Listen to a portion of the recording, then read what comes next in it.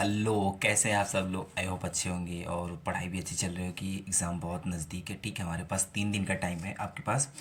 तो हम क्या करेंगे, वन शॉट इसको, वन केमिकल काइनेटिक्स को करेंगे। ठीक है, और आप लोग याद रखना कि जितने भी इंपॉर्टेंट टॉपिक्स हैं, जितने भी मतलब पूरा चैप्टर कवर करेंगे, पूरा का पूरा चैप्टर कवर करेंगे।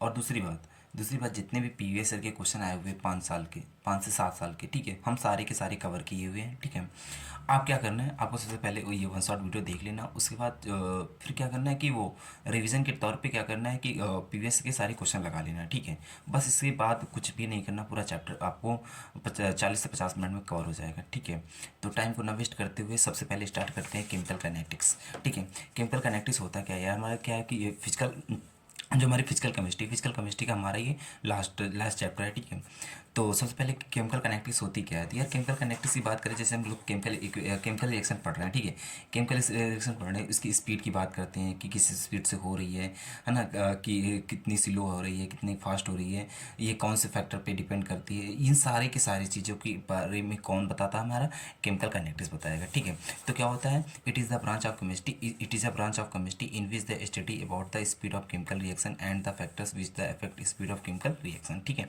आई होप समझ में आया आपको। ठीक है, फिर क्या होता है, केमिकल कनेक्शन को हम क्लासिफिकेशन करते हैं सबसे पहला on the basis of speed पे। ठीक है, स्पीड पे अगर हम क्लासिफिकेशन करें तो सबसे पहला कौन सी रिएक्शन आती है, वेरी फास्ट रिएक्शन। क्या आती है, वेरी फास्ट रिएक्शन। इनकी स्पीड कितनी, अगर हम इनकी स्पीड की बात करें -10 की पावर -14 से कितनी, 10 की पावर-17 सेकेंड से बीच में हो जाती है। मतलब बहुत ही फास्ट रिएक्शन हो जाती है। ठीक है, जैसे कि सम रिएक्शन आता सच है, ये जो आयनिक रिएक्शन होती हैं, इनको इनके किस रिएक्शन के बीच में रखा गया है, वेरी फास्ट रिएक्शन के बीच में इनको रखा गया है। ठीक है, आयनिक जो रिएक्शन होती है वो बहुत ही फास्ट रिएक्शन होती हैं। ठीक, अच्छा एग्जाम्पल, NaCl को जब हम कराएंगे तो क्या बनता है, AgCl+NO3। ठीक, दूसरी बात कौन सी है कि very fast reaction, very slow reaction क्या होती है यार, जिनको क्या होता है कि रिएक्शन को कंप्लीट होने में हफ्ता भर का टाइम लगे, महीने भर का, 1 साल का, तो वो ऐसी ऐसी टाइप की रिएक्शन क्या होती है, वेरी स्लो रिएक्शन होती है। सम रिएक्शन है very slow reaction takes week, month, years और कंप्लीट, मतलब कितना भी टाइम लग सकता है। ठीक है, कोई पता नहीं है, कंफर्म नहीं है। ठीक है, जैसे कि रस्टिंग ऑफ फायर्स, देखो मतलब कि अगर हम लोहे की कोई ऐसी ऑब्जेक्ट होती है, अगर बाहर पड़ी होती है तो पहले बारिश होती है, बारिश के बाद फिर काफ़ी टाइम तक पड़ी होती है, तो उसके बाद फिर जंग लगना स्टार्ट होता है ना। तो मतलब ये मेरा मतलब कि ये प्रोसेस कंप्लीट नहीं है कि 1 दिन में, 2 दिन में, 3 दिन में हो जाएगा। ठीक है, तो इसमें काफ़ी टाइम लग सकता है। जैसे क्या होता है, formation of coal and petroleum, इस जो कोल और पेट्रोलियम बनता है, इसमें यार कितने साल, लाखों साल लगते हैं। ठीक है, ठीक है, तो आया समझ में आया होगा। फिर तीसरी हमारी जो लास्ट रिएक्शन है वो क्या है, मॉडरेट रिएक्शन। ये सबसे हमारी जो इंपॉर्टेंट है, यही हमारी है। ठीक है, इसी के बारे में पढ़ना है। ठीक है, मॉडरेट रिएक्शन क्या होती है कि the reaction which are the neither slow and nor fast but takes place at the moderate speed. ना तो ज़्यादा फास्ट होती, ना तो ज़्यादा फास्ट होती, ना तो ज़्यादा स्लो होती, वो बीच में लाइस करती। ठीक है, अच्छा इसकी एग्जांपल की बात करें तो हाँ दिख रहा है आपको, हाँ, अच्छा एग्जांपल की बात करेंगे, जैसे इन्वेंशन ऑफ कैनिक शुगर, जैसे हमने क्या लिया, सुक्रोज लिया। सुक्रोज का हमने जब हाइड्रोलिसिस करवाया तो हमने क्या बना, जी एफ मतलब ग्लूकोज और फ्रक्टोज बना। ठीक, आई होप समझ में आया होगा पक्का। फिर क्या होता है कि हम classification on the basis of the step पे करते हैं। ठीक है, दूसरा हमारा क्लासिफिकेशन है on the basis of number of steps. ठीक है, सबसे पहला होता है एलिमेंट्री रिएक्शन। यार एलिमेंट्री रिएक्शन क्या होती है, जो रिएक्शन एक ही स्टेप में कंप्लीट हो जाए, सिर्फ एक ही स्टेप में कंप्लीट हो जाए, उस रिएक्शन को हम बोलते हैं एलिमेंट्री रिएक्शन। ठीक है, तो क्या the reaction taking place of one step are called the elementary reaction. ठीक, अच्छा दूसरी बात होती है कॉम्प्लेक्स रिएक्शन। कॉम्प्लेक्स रिएक्शन क्या होती है, दो reaction which are take place more than one step, एक से ज़्यादा वो रिएक्शन जिसमें एक से ज़्यादा कंप्लीट होने के लिए एक से ज़्यादा स्टेप लगते हैं, उसको कॉम्प्लेक्स रिएक्शन बोलते हैं। ठीक है, जैसे ए से बी, फिर बी से सी, सी से डी। जैसे कि यार हम लोग तो इन देखो एक ही स्टेप में कंप्लीट नहीं हुई, एलिमेंट्री रिएक्शन होती है ए से बी के बीच में कंप्लीट हो जाती है, लेकिन यहाँ पे कॉम्प्लेक्स रिएक्शन क्या है, ए से बी, बी से सी, सी से डी, इन तीन स्टेप, 4 स्टेप से होते हुए जब रिएक्शन कंप्लीट होती है, तो इसके रिएक्शन को क्या बोलते हैं, कॉम्प्लेक्स रिएक्शन बोलते हैं। ठीक है, अब जैसे कि हम लोग यार हम लोग यहाँ से क्लास फोर्थ है, हम लोग पहले क्लास फर्स्ट से 1 10 क्लास फर्स्ट में फिर 2 3 4 5 6 होते हुए 12th में आए ना, तो ये क्या हुई हमारी, ये कॉम्प्लेक्स रिएक्शन हुई। अगर हम सीधा 11th से भी 12th की बात करें, पिछले साल की बात करें, तो वो कैसी हुई, हमारी एलिमेंट्री रिएक्शन हुई। ठीक, आई होप समझ में आया होगा पक्का ना यार। ठीक है, जब आया तो प्लीज़ लाइक और सब्सक्राइब कर दो यार, और शेयर भी कर दो अपने दोस्तों के पास। ठीक, अच्छा अब फिर क्या, अगला हमारा जो मेन इंपॉर्टेंट टॉपिक पड़ता है, फिर क्या आता है, रेट ऑफ रिएक्शन। क्या आता है, दिख रहा है आपको? हाँ, रेट ऑफ रिएक्शन क्या होता है? देखिए, रेट ऑफ रिएक्शन क्या होता है? It is the change of molar concentration of specific taking part of chemical reaction per unit time. यार बात देखो, समझाते हैं। जैसे कि मेरे पास टाइम के साथ क्या होता है, मेरे पास जैसे मेरे पास एक मिनट। हाँ, दिख रहा है ना, ये मेरे पास है रिएक्टेंट। रिएक्टेंट से क्या बना? प्रोडक्ट, है ना? प्रोडक्ट बनता है। तो क्या होता है कि यार कि रिएक्टेंट क्या होता है, टाइम के साथ डिक्रीज होता जाता है, और प्रोडक्ट टाइम के साथ क्या होता है, डिक्रीज इंक्रीज करता जाता है। जैसे क्या है, मेरे पास आटा है ना? आटे को तुमने क्या किया, आटा क्या होता है, डिक्रीज होता जाता है, और रोटियां क्या होता है, इंक्रीज करता जाता है। ठीक है, तो सेम टू सेम यही बात होता है कि रेट ऑफ केमिकल रिएक्शन पे। ठीक, ये क्या होता है, चेंज ऑफ मॉलिकुलर कंसंट्रेशन किस पे, change of molecular concentration taking part of the chemical reaction per unit time, किस पे, पर यूनिट टाइम के अकॉर्डिंग। ठीक, अच्छा, फिर क्या होता है, देखो हमारे क्या होता है, हमारा जो रिएक्टेंट होता है वो कम होता जाता है, और प्रोडक्ट हमारा क्या होता है, बढ़ता जाता है, ठीक, टाइम के साथ, है ना? अच्छा, फॉर द रिएक्शन, हमारे जैसे रिएक्शन ए से बी हो रही है, तो rate of the disappearance of A, क्या हो रहा है, कितना डिप्रेशन हो रहा है, क्या हो रहा है, decrease of concentration of A upon में टाइम टेकन। तो यार जब डिक्रीज होता है तो वहाँ पे हम क्या लेते हैं, माइनस लेते हैं। क्या लेते हैं, delta A by delta T, delta A by delta T. ठीक है, अच्छा, यहाँ पे ये लिखा सबसे पहले delta A by delta T. ठीक, अच्छा, हम माइनस क्यों लगाए, क्योंकि हमारा क्या हुआ, रिएक्टेंट हमारा क्या हो रहा है, डिक्रीज हो रहा है। ठीक, आई होप समझ में आया होगा आपको, पक्का। फिर क्या होता है, rate of difference disappearance of B. अगर हमारा रेट ऑफ डिफरेंस भी मतलब क्या इंक्रीज हो रहा है, हमारा क्या हो रहा है, बी हमारा क्या इंक्रीज, बी हमारा इंक्रीज हो रहा है, और ए हमारा क्या डिक्रीज हो रहा है। ठीक है, तो हमारा डिसअपीयरेंस ऑफ बी क्या होता है, increase of concentration B upon में टाइम टेकन। तो क्या हो जाएगा, यहाँ पे हमने माइनस लिया था, अब हम कौन सा लेंगे, प्लस लेंगे, plus delta B by delta T. ठीक, आई होप समझ में आया होगा यार, पक्का ना? ठीक है, ये इंपॉर्टेंट है यार, ठीक है, इसको कर लेना अच्छे से। अच्छा, फिर क्या होता है कि the concentration of reactant decreases होता है, represented as the negative sign. अगर हमारा क्या होता है, कंसंट्रेशन रिएक्टेंट डिक्रीज हो रहा है, तो हम किसको, हम निगेटिव साइन लेते हैं। ठीक, अच्छा, the concentration of product of increases, हम अगर हमारा कंसंट्रेशन ऑफ प्रोडक्ट का इंक्रीज हो रहा है, तो वहाँ पे कौन सा साइन लेते हैं, पॉजिटिव साइन लेते हैं। ठीक, अच्छा, जैसे कि हमारे पास यहाँ पे देखो, हमारे रिएक्टेंट से प्रोडक्ट बना, तो हम क्या लेंगे, delta minus delta R by delta T. ठीक है, equal two plus delta pi by delta T, delta P by delta T. यहाँ पे प्लस लेते हैं, यहाँ पे माइनस लेते हैं। आई होप समझ में आया होगा, पक्का। ठीक है, अच्छा, तो इसमें क्या करते हैं यार, इससे क्वेश्चन आता है। ठीक है, तो हम क्वेश्चन आपको करके दिखाते हैं। जैसे कि यहाँ पे ये रिएक्टेंट दे रखा, जैसे कि 2x प्लस 3y और ये 5z, है ना? ये दे रखा, ये दे रखा। अच्छा, तो इसको हम तो इसका हमें रेट ऑफ रिएक्शन लिखना है। इसका क्या हमें रेट ऑफ रिएक्शन लिखना है। तो रेट ऑफ रिएक्शन कैसे लिखेंगे, रेट ऑफ रिएक्शन कैसे लिखेंगे हम, जो हमारे पास ये एक्स है, तो हम क्या लिखेंगे, माइनस में, क्योंकि ये हमारा रिएक्टेंट है, तो माइनस, जो ये स्टोइकोमेट्री लगती है, इसको हम अपॉन में कर, delta x by delta T, delta T. ठीक है, और ये कितना हो जाएगा, माइनस का 1/3। ठीक है, फिर डेल्टा वाई अपॉन में डेल्टा टी। ठीक, इक्वल टू 1/5। ये क्या होगा, प्लस में होगा, क्यों, प्रोडक्ट है। और फिर क्या हो जाएगा, delta Z by delta T. भाई आपको समझ में आया ना, पक्का समझ में आया कि नहीं है? देखो यार, ये समझ में आया तो कितना ईजी से आता है। ठीक, समझ में आया कि नहीं है, बताओ। अच्छा, अच्छा, फिर ये दूसरा रिएक्शन है, दूसरा जो हमारा दे रखा reaction, 3x plus 7y equal to 10z। ये रेट ऑफ रिएक्शन इसका लिख के हमको कमेंट में आपको करना है। ठीक है, जल्दी से कर देना है कमेंट में यार इसको। ठीक है, सोल्यूशन सॉल्व करके। अच्छा, फिर जो हमारा रेट ऑफ रिएक्शन होता है, ये दो टाइप की होती हैं। रेट ऑफ रिएक्शन कितनी टाइप की होती है, मेरे पास दो टाइप की होती हैं।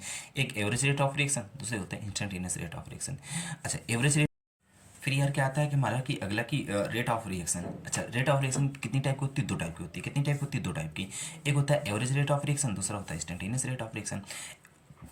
एवरेज का मतलब क्या होता है यार कि एक गिवन इंटरवल टाइम में क्या क्या कंडीशन हुई है, क्या क्या सिनेरियो हुआ है। ठीक है, जैसे मैं तुमसे बोलूँ कि यार तुम यहाँ से अपने घर से स्कूल गए हैं, ठीक है, स्कूल से घर वापस आए, तो उसके बीच में क्या स्पीड, कभी फास्ट कभी स्लो, कभी मतलब कि कितना होल सिनेरियो में इन गिवन इंटरवल टाइम में क्या क्या हुआ है। ठीक है, अच्छा, अब मैं इंस्टेंटेनियस की बात करूँ कि मैं जैसे तुमसे बोलूँ कि यार 8 बजे तुम चले थे अपने घर से, तो 8 बजे चले थे, तो मैं तुमसे बोलूँ कि 8 बजे 4 मिनट में तुम्हारी क्या स्पीड रही, तो वो इस इंस्टेंटेनियस पे मतलब बात कर रहे हैं, तो वो इंस्टेंटेनियस पोजीशन होती है। ठीक है, मतलब कि एक स्पेसिफिक टाइम पे पूछा जाए तो होती क्या है, इंस्टेंटेनियस स्पीड होती है। ठीक है, अच्छा, तो मतलब एवरेज का मतलब क्या होता है, change of molar concentration of reactant product at a given interval at a time. ठीक है, ऑफ टाइम।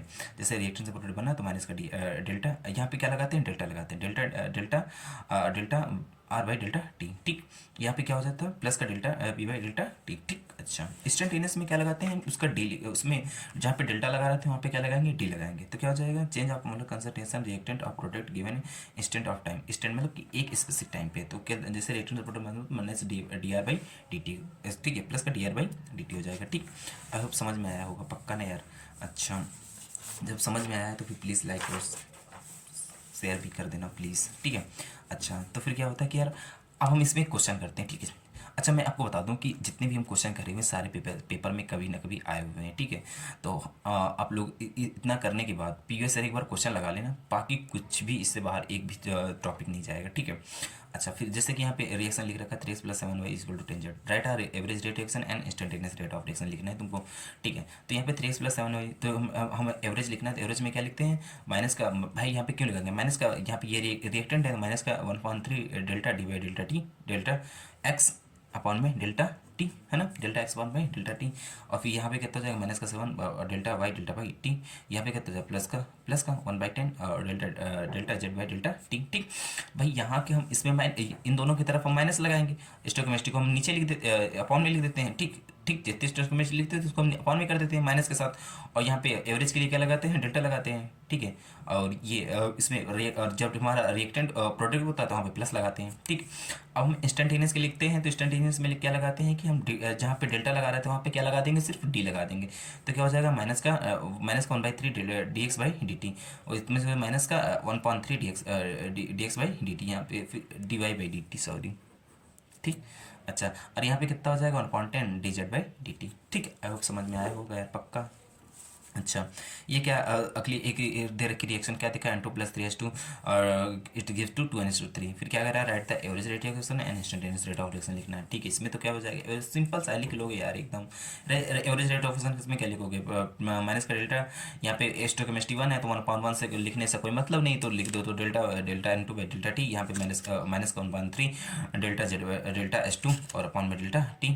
ठीक है, अब यहाँ पे कितना हो जाएगा 1/2 डेल्टा, यहाँ पे क्या NH3 अपॉन में डेल्टा टी। ठीक, अच्छा, फिर इंस्टेंटेनियस में क्या लिखना, बस वही जहाँ पे तुमने डेल्टा लिख रखा था वहाँ पे डी लगा देना। तो माइनस का डी N2 अपॉन में D2, ये माइनस का 3 डी एच टू अपन डी टी, ये प्लस का 1/2 डी NH3 अपॉन में डी टी। बिल्कुल समझ में आया ना यार, पक्का, कोई दिक्कत नहीं। अच्छा अच्छा, अभी आता है बात आती है कि यूनिट क्या होती है, क्या यूनिट। अच्छा, रेट ऑफ रिएक्शन मतलब हम समझ क्या कह रहे हैं, रेट ऑफ रिएक्शन क्या हो रही थी, change of molar concentration reaction upon में टाइम टेकन। अच्छा, चेंज ऑफ मोलर कंसंट्रेशन को हम क्या लिखते हैं, मोलर पर लीटर लेते हैं, ठीक है। और टाइम टेकन यार हमारा सेकंड में हो सकता है, मिनट में हो सकता है, आवर में हो सकता है। तो हम इसको क्या बोलते हैं, हम इसको क्या लिख सकते हैं, मोलर पर लीटर सेकेंड, या मोलर पर लीटर मिनट, या मोलर पर लीटर आवर, कुछ भी लिख सकते हो, ठीक, जो तुम्हें अच्छा लगे, ठीक है। अच्छा, अब फिर ये बात समझ में आई कि नहीं है, बताओ, पक्का है ना। अच्छा, तो अगला जो कंसेप्ट है ना, वो क्या है, कंसेप्ट ऑफ डिसअपीयरेंस। डिसअपीयरेंस का मतलब क्या होता है यार, जैसे हमारे पास सपोज हमारे पास ये रिएक्शन दे रखी A capital A plus B small B और कैपिटल बी, ये रिएक्शन हो रही है ना। अच्छा, हम इसका रेट ऑफ रिएक्शन लिखे तो क्या हो जाएगा 1/a अपॉन में माइनस का डी बाई डी टी हो जाएगा, क्योंकि ये हमारा रिएक्टेंट है। और इक्वल टू माइनस का 1 upon B D by D T हो जाएगा। ठीक, इक्वल टू क्या हो जाएगा 1/c D by D C by D T हो जाएगा। ये प्लस में हो, ये दोनों माइनस में होंगे। अच्छा, अब बात क्या है, बात ये है कि जब हम यहाँ पे जब रेट ऑफ रिएक्शन लिख रहे थे तो हम स्टोइकोमेट्री लगा रहे थे, ठीक है, कांस्टेंट को लगा रहे थे। अब जब हम डिसअपीयरेंस की बात करते हैं ना, तो यार हम कांस्टेंट को हटा देते हैं। सिर्फ इतना करना यार भाई, इतना सिर्फ क्या करते हैं कि हम डिसअपीयरेंस में लिखते हैं तो कांस्टेंट को हटा देते हैं। जैसे कि रेट ऑफ डिसअपीयरेंस ऑफ ए, तो कितना हो जाएगा माइनस का डी बाई डी टी हो जाएगा। एक जो 1/a था उसको हटा देंगे। Rate of disappearance of B तो कितना हो जाएगा D B by D T हो जाएगा। Rate of difference upon C तो कितना हो जाएगा difference D C by D T हो जाएगा। ठीक है, जो हमारे पास ये 1/a 1/b 1/c था, इनको हमने क्या किया, हटा दिया। ठीक, अब एक चीज़ और याद रखनी, ये चीज़ बहुत इंपॉर्टेंट है, जो न्यूमेरिकल आता है ना उसमें आपको ये चीज़ याद रखनी है। क्या है, अपीयरेंस एंड डिसअपीयरेंस में कॉफिशेंट नहीं लिखते हैं। अपीयरेंस और डिसअपीयरेंस में हम क्या करते हैं, कॉफिशेंट नहीं लिखते हैं। ठीक, मैंने लिख दिया ये चीज़। अगर आपको अपीयरेंस और डिसअपीयरेंस दे रखी है, अगर दे रखे हैं, अगर आपको अपीयरेंस एंड डिसअपीयरेंस दे रखा है, ठीक है, तो हम कॉफिशेंट, तो अगर आपको रेट ऑफ रिएक्शन पूछता है तो हम वहाँ पे कॉफिशेंट से क्या करेंगे, डिवाइड करेंगे। अगर रेट ऑफ रिएक्शन पूछता है, अपीयरेंस और डिफरेंस दे रखा है, तो हम वहाँ कॉफिशेंट से डिवाइड करते हैं। अगर आपको रेट ऑफ रिएक्शन दे रखा है, ठीक है, और आपको अपीयरेंस एंड डिफरेंस निकालना है, तो हम कॉफिशेंट से मल्टीप्लाई करते हैं। ठीक है, क्या याद रखना है, बहुत इंपॉर्टेंट चीज़ है। ठीक है, जितने न्यूमेरिकल लगाएंगे भी सब यूज होगा, देख लेना।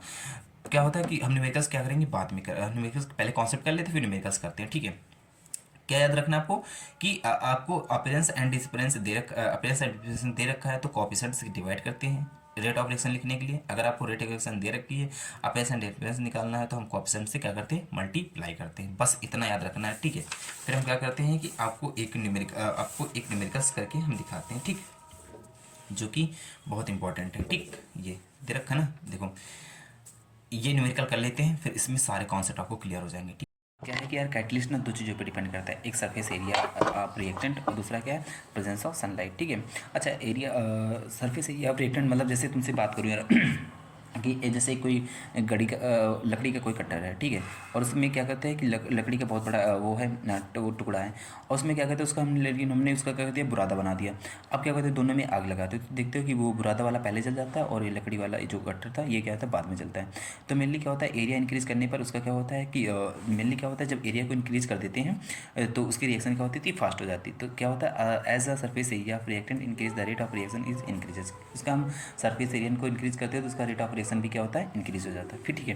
फिर दूसरा क्या होता है, presence of sunlight. Presence of sunlight का मतलब क्या होता है, देखो यार क्या होता है कि कुछ रिएक्शंस होती हैं जो कि नॉर्मल तुम प्रोवाइड नॉर्मल कंप्लीट करवाओगे तो नहीं उतनी अच्छे से हो पाती, लेकिन वो सनलाइट के प्रेजेंस में करवाते तो लाइट बहुत वो रिएक्शन बहुत इजीली से कंप्लीट हो जाती हैं। तो आई होप समझ में आया होगा कि कैटलिस्ट क्या होते हैं, ठीक, और क्या इसके क्या इफेक्ट, इसके क्या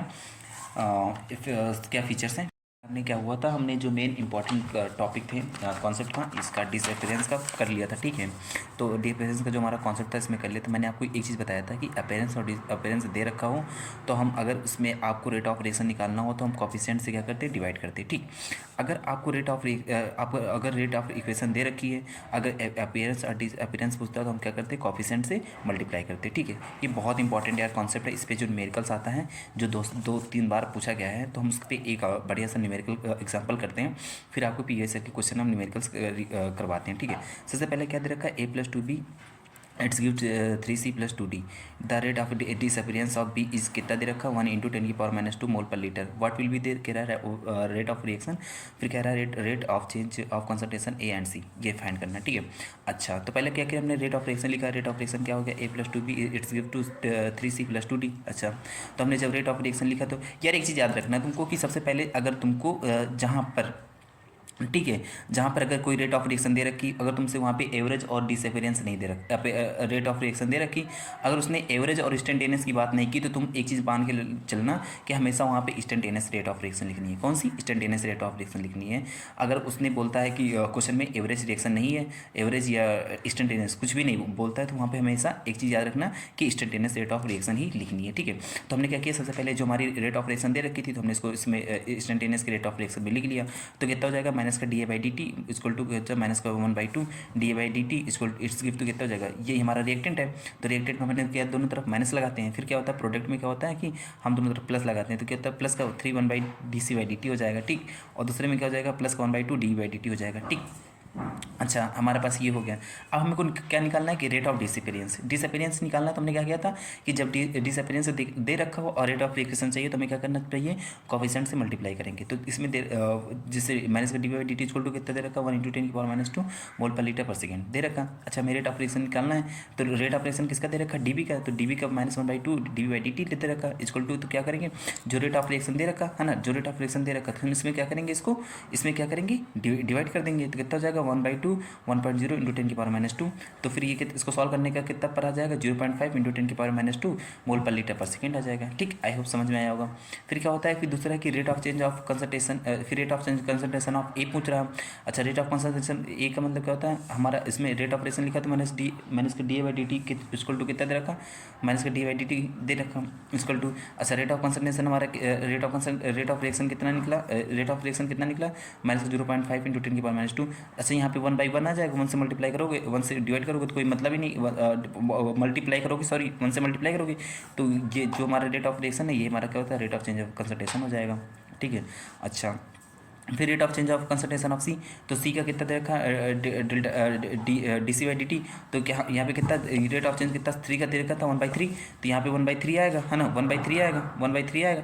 तो हम क्या करेंगे यहाँ पे 3 रेट ऑफ रिएक्शन को हम 3 से मल्टीप्लाई कर देंगे, तो रेट ऑफ रिएक्शन हमारा कितना था, ये 0.5 × 10⁻² मोल पर लीटर पर सेकेंड, तो हम इसको 3 से मल्टीप्लाई कर देंगे तो हमारे पास कितना आ जाएगा, इसको मल्टीप्लाई करूँगा तो कितना 1.5 × 10⁻² मोल पर लीटर पर सेकेंड। आई होप समझ में आया होगा यार, पक्का ना। अच्छा, तो ये चीज़ समझ में आई कि नहीं है यार, आई ना पक्का।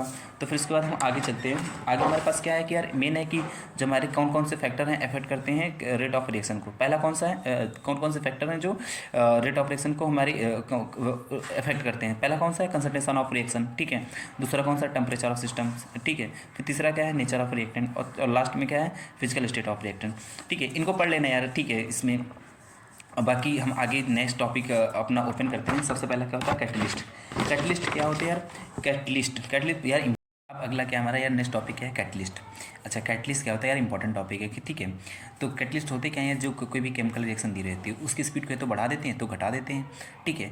अच्छा, ये तो स्पीड को अगर बढ़ाएंगे या घटाएंगे, अगर स्पीड को बढ़ाते हैं इंक्रीज करते हैं तो उसको पॉजिटिव कैटलिस्ट बोलते हैं, अगर डिक्रीज करते हैं तो उसको निगेटिव कैटलिस्ट बोलते हैं। तो मेनली क्या होता है, कैटलिस्ट क्या होता है, those chemical substance which are the use to change the speed of chemical is reaction without undergoing change of itself. यार ये किसी भी केमिकल रिएक्शन की स्पीड को बढ़ाएंगे तो घटाएंगे, लेकिन किसी भी रिएक्शन पे कोई भी इफेक्ट नहीं पड़ेगा, ठीक। अच्छा, उसके बाद ये क्या है, मेन इंपॉर्टेंट क्या है, ये ग्राफ बहुत इंपॉर्टेंट ग्राफ है, इसको अच्छे से करना है, ठीक है। देखो यार, यहाँ पे कोई भी हमारा ये मेन इंपॉर्टेंट ग्राफ है, ठीक है। ग्राफ देखो सब लोग। अच्छा, ग्राफ देखो यार, क्या है कि कोई यहाँ पे रिएक्टेंट है, रिएक्टेंट को प्रोडक्ट में कन्वर्ट होने के लिए क्या बोलते हैं, एक मैक्सिमम एनर्जी को एक बैरियर एनर्जी को क्या होता है, क्रॉस करना पड़ता है। इस बैरियर एनर्जी को क्या बोलते हैं, थ्रेशोल्ड एनर्जी, ठीक।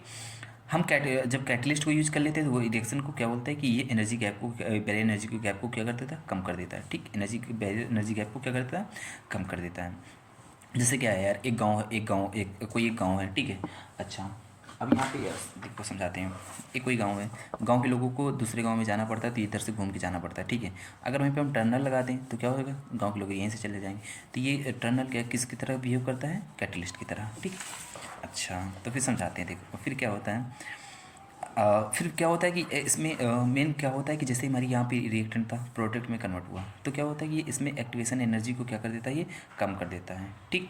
अच्छा, और क्या होता है, in actual a catalyst provide a new shortcut part with lower activation energy so that the reaction take place repeatedly, ठीक है। एक मेनली क्या होता है, कैटलिस्ट क्या करते हैं, एक शॉर्टकट पाथ प्रोवाइड करवाता है, ठीक। अच्छा, अब फिर क्या होता है, जो अगला नेक्स्ट टॉपिक है क्या है, रेट लॉ, ठीक है। अच्छा, रेट लॉ क्या है यार, बहुत इंपॉर्टेंट। जितने अगले हम टॉपिक करेंगे इसके जो तुम प्रीवियस ईयर के क्वेश्चन उठा के देखोगे, रेट लॉ से बहुत ज़्यादा क्वेश्चन आए हुए, ठीक है। तो रेट लॉ क्या होता है, rate of reaction is directly proportional to the product of molar concentration of reactant and each raise to power the coefficient on which rate of reaction actually depends. देखो बात क्या है, मैं तुमको समझाता हूँ। देखो मैंने सपोज एक ही रेट ऑफ रिएक्शन लिखी, A plus B capital B, it's give the product, ठीक है। ये प्रोडक्ट है ना। तो प्रोडक्ट जो हमारा रेट ऑफ रिएक्शन होगा ना, जो रेट ऑफ रिएक्शन होगा, ठीक है, जो रेट ऑफ रिएक्शन होगा डायरेक्टली प्रोपोर्शनल किसके, इन दोनों के कंसंट्रेशन के होगा, ठीक है। अच्छा, ये बात समझ में नहीं है। अच्छा, हम लेट करते हैं कि हमें एक्चुअली इसका यूज़ किया अल्फ़ा, कितना यूज किया अल्फ़ा, और इसका कितना यूज़ किया बीटा। तो जो ये अल्फ़ा एंड बीटा जो यूज़ किया ना, तो इसमें किस में आ जाते हैं, पावर में, क्या जाते हैं, पावर में, ठीक। अच्छा, अब जो हमारी रेट ऑफ रिएक्शन ये लिख के आई ना, ये ठीक है, हम जब प्रोपोर्शनल का साइन हटाते हैं तो रेट ऑफ रिएक्शन, ठीक है, जब डायरेक्ट प्रोपोर्शनल का साइन हटाते हैं उसकी जगह पर आता है एक कांस्टेंट आता है, सबको पता है। तो ए अल्फ़ा बी बीटा, ठीक है।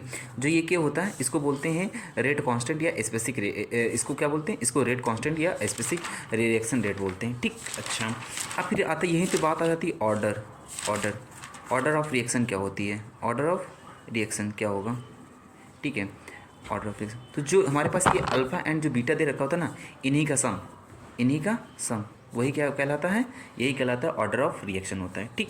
आई होप समझ में आया होगा, ठीक है। फिर क्या करते हैं, rate law for any reaction cannot be predict theoretically but must be determined the experimentally। बिल्कुल सही बात है, ठीक है। फिर क्या होता है, रेट कांस्टेंट क्या होता है यार? रेट कांस्टेंट का मतलब समझ रहे हो? रेट कांस्टेंट यहाँ पे इसकी हम अल्फा को 1 कर दें और बीटा को 1 कर दें, जो इसका जो इसके बाद जो हमारा प्रोडक्ट निकलेगा वही क्या होता है, रेट कांस्टेंट होता है। तो रेट कांस्टेंट क्या होता है? Rate constant is equal to the reaction when the concentration of each reactant become the unit मतलब होता है 1 रखते हैं, ठीक। अच्छा, फिर ऑर्डर ऑफ रिएक्शन आपको हम समझाएं कि ऑर्डर ऑफ रिएक्शन क्या होता है। It is the sum of powers जो हमारे पास ये दे रखा, ये नहीं दे रखा, जैसे इन रेट ऑफ रिएक्शन लिखे जो ये अल्फा एंड बीटा दे रखा ना, हम इनको सम कर देते हैं तो हमारा क्या होता है, ऑर्डर ऑफ रिएक्शन को वो बताता है, ठीक। यहाँ पे अल्फा एंड बीटा दे रखा था, अल्फा और बीटा को ऐड करते तो वही हमारा क्या होता है, ऑर्डर ऑफ रिएक्शन निकल के आता है, ठीक है। फिर characteristics of rate of reaction होते हैं कि क्या करता है, indicate the speed of reaction greater the value of the constant factor the reactions. फिर every reaction is the particular value of rate constant at a particular temperature. ये बात आपको सब पता होंगी, ठीक है। ये चीज़ इसमें समझाने बात तो कुछ है नहीं। The unit of rate constant depend on the order of reaction. अच्छा, अब यहाँ से हम होते यहाँ से अगला चीज़ क्या पढ़ना है हमें कि मॉलिक्यूलरिटी ऑफ रिएक्शन क्या होती है। यार मॉलिक्यूलरिटी ऑफ रिएक्शन का मतलब क्या होता है कि उस रिएक्शन में हमारे कितने ऑफ रिएक्टेंट हैं, ठीक है, कितने total of number of reactant है, उसी को क्या बोलते हैं, मॉलिक्यूलरिटी ऑफ रिएक्शन बोलते हैं। जैसे कि total number of atoms and molecules of reactant which are collide effectively to give the product is time it is the molecularity. जैसे ए है एक प्रोडक्ट, तो इसमें मॉलिक्यूलरिटी कितनी हुई 1, जैसे 2 है तो यहाँ पे मॉलिक्यूलरिटी कितनी हुई 2, यहाँ पे ए प्लस बी है तो इसमें मॉलिक्यूलरिटी कितनी होगी 2। अगर ए प्लस बी प्लस सी 3 है तो इसमें मॉलिक्यूलरिटी कितनी होगी 3 होगी, ठीक।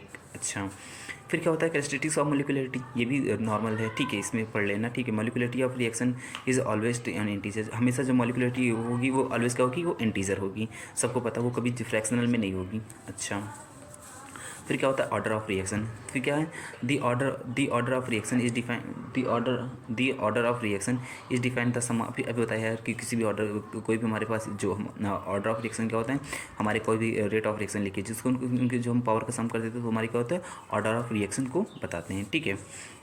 जैसे यहाँ पे रेट लिखा था के की पावर a 1/2, यहाँ पे 2 है, तो हम इसमें ऑर्डर ऑफ रिएक्शन पूछें तो क्या होगा कि ये 1/2 प्लस 2 को हम ऐड कर देंगे तो कितना 2.5, तो ये हमारा ऑर्डर क्या आ जाएगा इस रिएक्शन का 2.5 ऑर्डर, ठीक। अच्छा, अब क्या होता है कि यार हमारे पास जो पेपर में आता है कि पेपर में हमारे पास ये आता है कि इंटीग्रेटेड रेट इक्वेशन, ठीक है।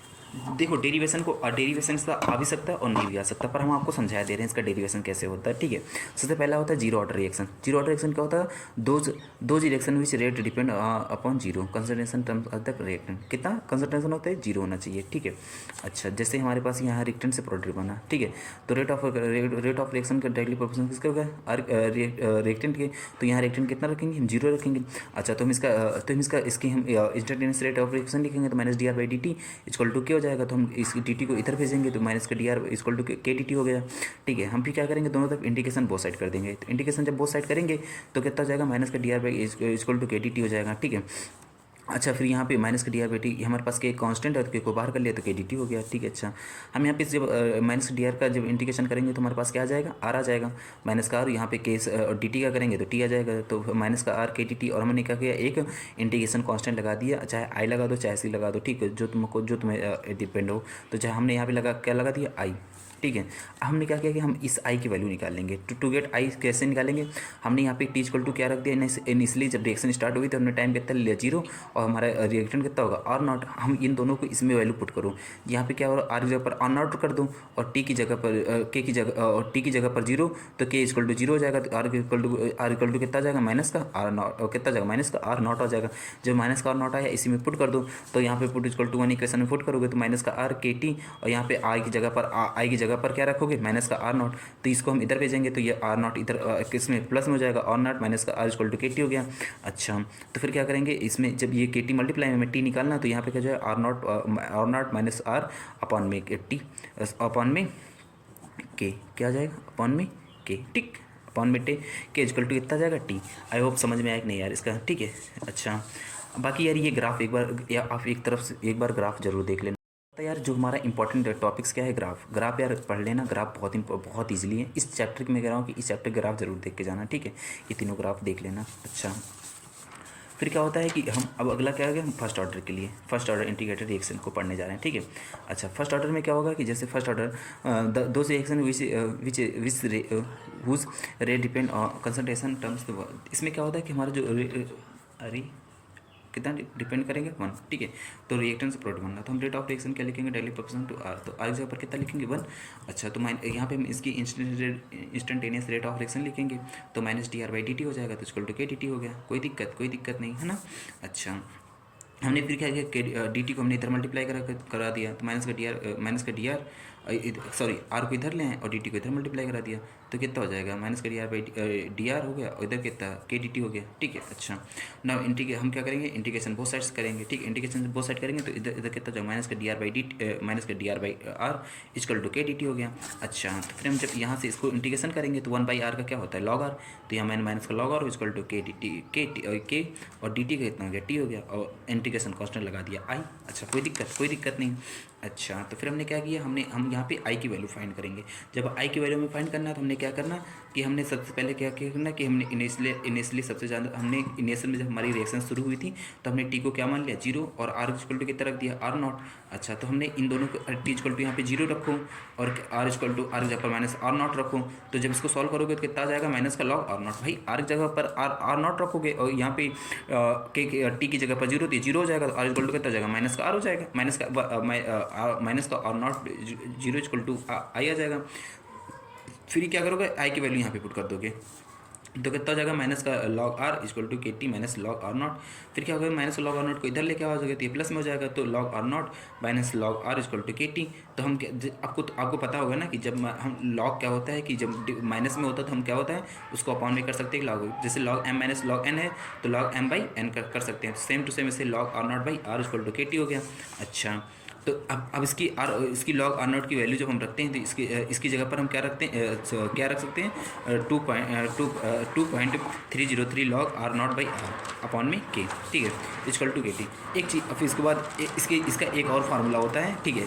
आपको क्या करना है यार, देखो डेरिवेशन भले मत याद रखना लेकिन ये फार्मूला जरूर याद रखना, ठीक है। एक टी इक्वल टू क्या होता था 2.303 अपॉन में के लॉग ए इनिशियल कंसंट्रेशन अपॉन में जितना कंसंट्रेशन लास्ट में बचा ए माइनस एक्स, ठीक। अच्छा, ये जरूर याद रखना, ठीक है यार। अब आता है कि जैसे कि मेरे पास यार यूनिट कैसे निकालोगे, ठीक, यूनिट कैसे निकालोगे। अब देखो जीरो ऑर्डर रिएक्शन है तो रेट ऑफ रिएक्शन इसका कितना हो जाएगा 0। अच्छा, फर्स्ट ऑर्डर के लिए 1 हो जाएगा और सेकेंड ऑर्डर के लिए 2 हो जाएगा। अब जैसे कि यूनिट निकालना है तो जीरो ऑर्डर के लिए क्या होता है, हम सबसे पहले एक चीज़ हमारे पास मेन जो फार्मूला बना के याद करके क्या चलना है, के equal to mole per litre, ठीक है, मोल पर लीटर n-1 पर सेकेंड, ये याद रखना। अब 1 माइनस एन एन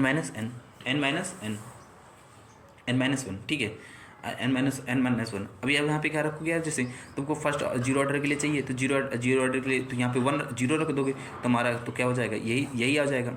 अगर तुमको 1 ऑर्डर के लिए चाहिए तो यहाँ पे एन की जगह पर 1 रख दोगे तो n-1 इक्वल टू 0 हो जाएगा, तो हमारे पास ये सेकेंड हो जाएगा। अगर हम यहाँ पे 2 रखना है तो क्या हो जाएगा, n-2, तो कितना हो जाएगा 1 - 2 करोगे तो कितना हो जाएगा, मोल पर लीटर पर 1 पर सेकेंड हो जाएगा। अगर यहाँ पे 1/2 के लिए फाइंड करना है तो यहाँ पे n की जगह पर कितना पुट कर दोगे 1/2, तो ये कितना आ जाएगा, ये सॉल्व करके आ जाएगा, ठीक। आई होप समझ में आया होगा पक्का, ठीक, कोई दिक्कत नहीं ना। अच्छा, अब ये सब कुछ कर लिया तो यार अब क्या करते हैं कि जो हमारे अब इसके बाद हमें एक कॉन्सेप्ट और पढ़ना है। क्या पढ़ना है, हाफ लाइफ का। हाफ लाइफ क्या होता है यार, इसके न्यूमेरिकल से देखो प्रीवियस ईयर में काफ़ी आया चुके हुए, ठीक है। तो हाफ लाइफ क्या होता है, जहाँ पे हम क्या करेंगे यार, हाफ लाइफ मतलब क्या होता है, टी को कहते हैं हाफ ले लेना है। तो जैसे क्या होता है, the time of the which the concentration of reactant reduce the half of the initial concentration. Initial concentration क्या कर देना, हाफ कर देना। It is represent by the T half, जैसे टी का 1/। अच्छा, हम जानते हैं टी इक्वल टू भी हमने इसका फर्स्ट ऑर्डर का डेरिवेशन किया था, तो क्या होता है टी इक्वल टू क्या आता था 2.303 अपॉन में K log R not by R, ये आया था। अच्छा, हम पुट क्या करेंगे, टी इक्वल टू टी की जगह पर क्या पुट करेंगे 1/2 हाफ एंड आर जगह पर कितना पुट करेंगे, इनिशियल कंसंट्रेशन मतलब आर नॉट बाई 2। तो टी हाफ बराबर कितना हो जाएगा 2.303 अपॉन में के लॉग आर की जगह पर टी की जगह पर 1/2 पुट कर दिया, और आर की जगह पर कितना पुट करेंगे, आर की जगह पर कितना आर की जगह पर कितना पुट करेंगे R0/2। तो आर नॉट पहले से था यहाँ पे, R0 हमने वहीं पे लिखा था, फिर आर की जगह पर कितना R0/2, तो आर नॉट कट जाएगा, तो ये ऊपर चला जाएगा 2, तो कितना हो जाएगा T half equal to 3.03 upon में के लॉग टू आ गया। अच्छा T half equal to 3.03 upon में के इंटू, अच्छा लॉग टू की वैल्यू कितनी होती है 0.3010, इसकी वैल्यू होती है। जब इसको सॉल्व करोगे तो कितना आ जाएगा टी हाफ इजकल टू कितना आ जाएगा 0.693 अपॉन में के, ये आ जाएगा के हाफ का टी हाफ का फार्मूला। अच्छा अगर हमको जीरो ऑर्डर के लिए निकालना हुआ तो टी इजकल टू कितना पुट करेंगे R0 माइनस आर अपॉन में के। तो जब इसकी वैल्यू पुट करोगे तो टी हाफ में यहाँ पे इसकी जगह पर तो कितना आ जाएगा R0 माइनस R0/2 अपॉन में के। तो जब इसको सॉल्व करोगे कितना आ जाएगा R0 अपॉन में 2k। ठीक है, आपको ये दोनों फार्मूले याद रखना है, ठीक है, हमेशा, ठीक है। आई होप याद रहेगा कि नहीं याद रहेगा, याद रहेगा यार, फार्मूले याद कर लो प्लीज़, ठीक है। और डेरिवेशन मैंने आपको समझा ही दिया है। अब क्या करते हैं, हम क्या करते हैं कि सबसे पहले आप किस पे न्यूमेरिकल पे स्टार्ट करते हैं, ठीक है। अच्छा अब देखो सबसे पहले कि न्यूमेरिकल जो हमारे 2020 में आया था, 2000 में हमारे पिछले ही साल आया था 2023 में, ठीक है 2023 में। तो हम सबसे पहले क्या दे रखा था क्वेश्चन में कि दी फॉर द इक्वेशन कितना दे रखा 2N2 ये किसमें 2N2 फिर क्या था 4NO2 फिर प्लस O2 ऐड कितना 318 kelvin. Calculate the rate of reaction if rate of disappearance of N2 is gram, इससे कितना दे रखा 1.4 × 10⁻³ मोल पर सेकेंड, इतना दे रखा। अच्छा तो हमने क्या जो हमारा ये दे रखा है ये, ठीक है, इसका हम क्या करेंगे रेट ऑफ रिएक्शन लिखा तो कितना चाहिए 1/2 N2O2 इक्वल टू 1.4 स्टोइकोमेट्री 1.4 हो गया, N2O2 अपॉन में dt इक्वल टू O2 का कितना CO2 अपॉन में dt हो गया। कोई दिक्कत नहीं है ना। अच्छा जब कोई दिक्कत नहीं तो हमने क्या किया, अब देखो यार रेट ऑफ इक्वेशन किसका दे रखा है N2 का, डिसअपेरेंस किसका दे रखा है N2 का। तो हम इसी को लेकर चले गए, तो हमने क्या हुआ N2 का कितना तो 1.2 N2O2 इक्वल टू कितना इसके किसके ऊपर में रख देंगे N2O2 minus equal to 1.4 N2ODT equal to ये हो गया। अच्छा रेट ऑफ रिएक्शन क्या होता है यार, हमने एक चीज़ आपको तुमको बताया था कि जिसमें अगर हमको डिसअपेरेंस निकालना है तो हम उसके कोफिशिएंट से क्या करते हैं डिवाइड करा देते हैं, ठीक है। अगर वहाँ पे अगर हमको डिसअपेरेंस दे रखा रेट ऑफ रिएक्शन निकला तो मल्टीप्लाई कराते हैं, ये चीज़ समझाया था। तो कितना हो जाएगा 1.2 N2 अपॉन में dt है ना, ठीक है। तो हम इसको क्या करेंगे डिवाइड करा दे, तो 1.2 N2 और O2 की वैल्यू कितनी दे रखी थी 1.4 × 10⁻³ तो हम इसको डिवाइड करा देंगे। भाई देखो 1.2 था, ठीक है 1.2 ये है और ये चीज़ हमको दे रखा, तो हम इसके क्या करेंगे 2 से इसको डिवाइड करा देंगे, तो कितना जाएगा 2, तो 1/2 और इसकी कितनी वैल्यू दे रखी थी 1.4 × 10⁻³, तो इसमें डिवाइड कराओगे तो कितना जाएगा 0.7 × 10⁻³ मीटर पर सेकेंड। आई होप समझ में आया होगा पक्का यार, है ना। अच्छा फिर आया था 2019 में क्वेश्चन, 2019 में अभी 2023 का एक ये क्वेश्चन आया था। देखो कह रहा है कि the conversion of the molecule A to B, क्या है the conversion of the molecule A to B followed the second order reaction kinetics, कितने second order kinetics. The concentration of A increase the 3 times, कितना A increase by 3 times. How will it effect the rate of formation of B, कितना rate of formation of B होगा। हमने क्या किया वो कितना करें ऐसे B फॉलोड, तो रेट क्या हो जाएगा K², ठीक कितना सेकेंड ऑर्डर दे रखा है तो हम इसमें सेकेंड लगा दिया 2 लगा दिया। अब उसका कह रहा है कि ये जो इनिशियल कंसंट्रेशन कितना 3 टाइम्स, तो कितना जाएगा 3A² है ना, 3A², तो हम जब 3A² करते हैं तो 9K² हो जाएगा। तो वो इनिशियल कंसंट्रेशन से कितने टाइम्स हो गया 9 टाइम्स, कितने 9 टाइम्स हो जाएगा, ठीक। अच्छा ये बात समझ में नहीं है यार, बताओ पक्का ना। अब उसके बाद देखो ये क्वेश्चन बहुत इंपॉर्टेंट है ये वाला, देखो ये कह रहा है कि फर्स्ट ऑर्डर देखो ये सारे के सारे क्वेश्चन सारे के सारे प्रीवियस के क्वेश्चन है, ठीक है। मैंने कोई भी क्वेश्चन अपने आप से पिक नहीं किया, ठीक है। जो नहीं समझ में आता तो एक बार कमेंट जरूर करना, सारे के सारे सब कुछ समझा देंगे, ठीक। फिर क्या होता है for first order reaction so that time required for the 99% computation of 3 computation is twice the time required the computation of 90% of reaction. अच्छा ये चीज़ बोल रहा है, तो सबसे पहले हम क्या करेंगे 90 हम टी इक्वल टू कहता है 3.03 के लॉग इनिशियल कंसंट्रेशन अपॉन में, ठीक है, A अपॉन में A - x हो गया। ये वाला फार्मूला मैंने बताया था। अच्छा, सबसे पहले किसके 99% के लिए निकालेंगे तो कितना हो जाएगा 2.303 अपॉन में की लॉग इनिशियल कंसंट्रेशन मैंने इनिशियल कंसंट्रेशन जैसे मैंने मान लिया 100 है, फिर कितना दूसरा 100 माइनस 99 तो अपॉन में इसको सॉल्व किया तो कितना 100 ऊपर 100 आ जाना चाहिए, 1 का जगह पर कोई 1 ही नहीं। तो ये T99 की तो फिर यहाँ पे कितना 100 हो गया। अच्छा 100 हो कितना 10 की पावर 2 लिख सकते हो, ठीक है 2 की पावर 2 लिख सकते हो, तो ये अपन में 2 हो जाएगा, तो ये आगे 2 पावर में 2 आगे जाएगा। और log 10 की वैल्यू कितनी होती है 1, तो इसको जब ये कितनी ये हमारे पास किसकी वैल्यू आ गई T99% की, ठीक कोई दिक्कत नहीं। अच्छा अब T90 की वैल्यू निकालते हैं, T90% की है ना।